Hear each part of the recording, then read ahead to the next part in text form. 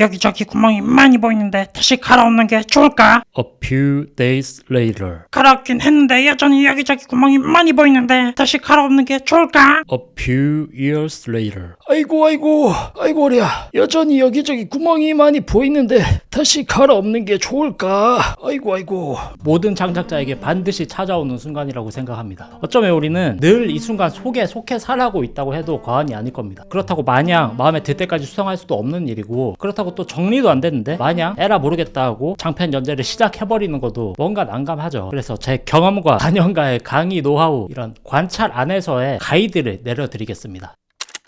첫 번째 상황, 단편일 경우에는 무조건 완성하십시오. 하던 거 돌아가서 수정하고 이런 거를 몇 번 왕복하느니 일단 완성하고 바로 다음 거 또 시작하고, 이렇게 완성작을 쌓아가는 게 장기적으로 봤을 때 훨씬 더 유리하고 훨씬 더 실력이 빨리 늡니다. 실력은 완성작으로 쌓아가는 거거든요. 양이 질을 만든다고 하죠. 일단 지금 것을 완성하는 것을 단기적인 목표, 완성작인 양을 쌓아가는 것을 중장기적 목표로 잡을 것. 일단 작품을 만들고 완성하는 것에 대한 두려움을 없애는 게 최우선이거든요. 한 회차분을 완성시키는 것에 익숙해지면 원고를 만들고 시작하는 데 들어가는 에너지, 막 하기 싫다, 이거 언제 완성해 하면서 막 이렇게 힘든 막 그 있잖아요. 그런 에너지가 현격히 줄어듭니다. 아니 원고가 내 삶에 거의 한 7할, 8할 이렇게 될 텐데 연재가 되면은 원고 만드는 것에 대한 두려움이 있으면 안 될 거잖아요. 한 회차 정도는 일주일 혹은 2주일 안에 만들 수 있어야지 비로소 출발선에 섰다고 할 수 있는 것이죠.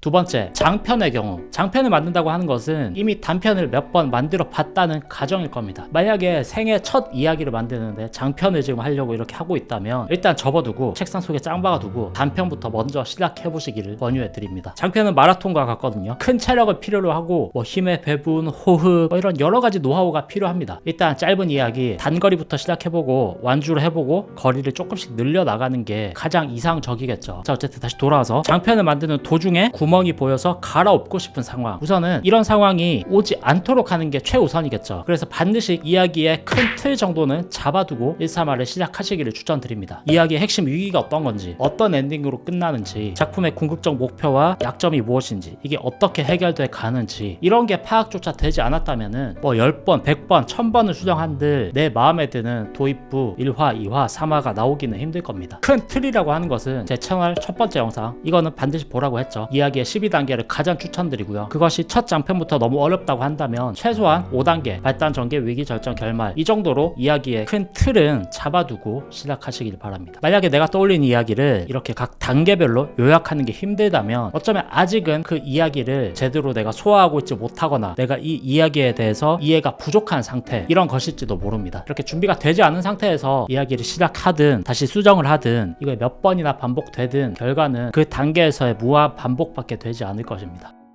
일단 데뷔부터 하잖아. 데뷔를 위한 가장 빠른 길을 안내한다. 우동이즘의 잘 팔리는 이야기 만들기.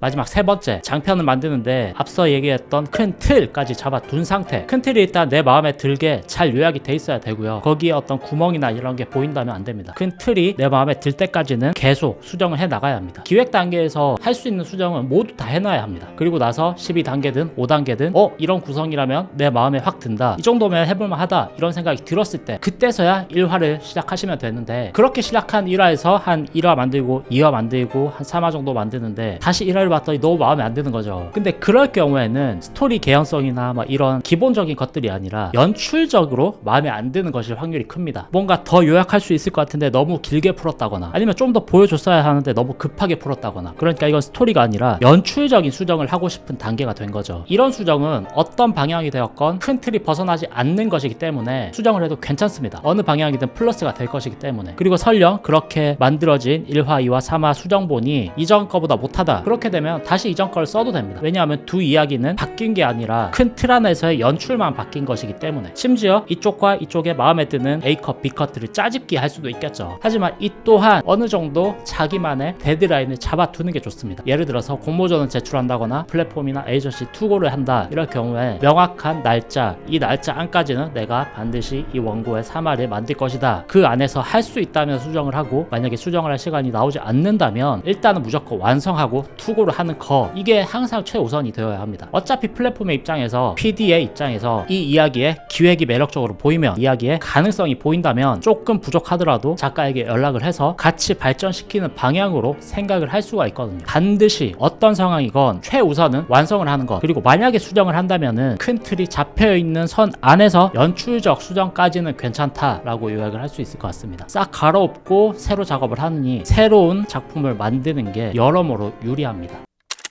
정리를 하자면, 첫 번째, 단편을 쓰고 있다면 마음에 들지 않아도 무조건 완성하라. 거시적으로 완성작을 쌓는 것에 목표를 두어라. 두 번째, 장편을 쓰고 있다면 일단 큰 틀부터 잡고 그 다음에 세부 회차를 구성하라. 큰 틀이 잡혀있지 않다면은 아무리 다시 돌아가 갈아엎는다 하더라도 내 마음에 드는 스토리는 절대 나오지 않는다. 마지막 세 번째, 큰 틀이 잡혀있는 상태라면 구체적인 연출적 개성 방향이 떠오를 시에 수정을 해도 좋다. 이럴 경우에는 보통 다 갈아엎기보다는 거의 뭐 장면 정도의 수정만 있을 것입니다. 그러나 역시 거시적인 안목에서 보자면 일단 완성하고 투고하는 것을 우선으로 하자. 이상. 빠밤.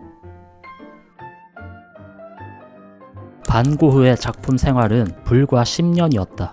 그러나 그 10년 동안 그는 2100점의 작품을 남겼다. 양에서 질이 나온다.